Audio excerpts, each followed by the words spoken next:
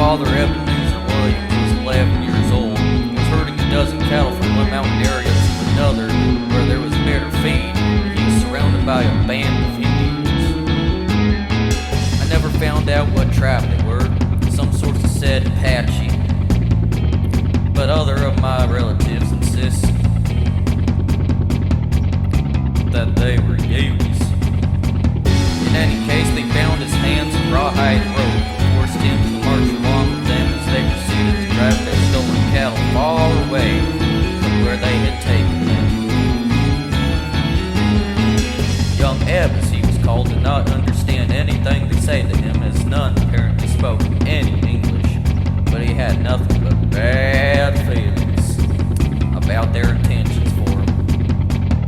Escaping seemed impossible, but Eb decided that perhaps death would be better than whatever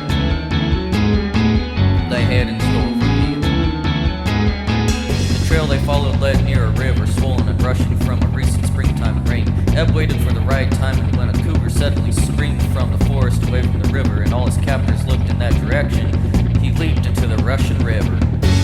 He did not expect to survive, as his hands were still bound, but as he was swept downstream in just a few seconds, the water loosened the rawhide and he was able to get his wrist free.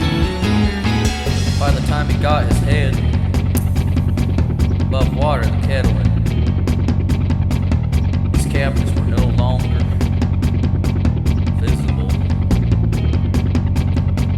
His knee and his shoulder had been banged against some big rocks before his hands got free.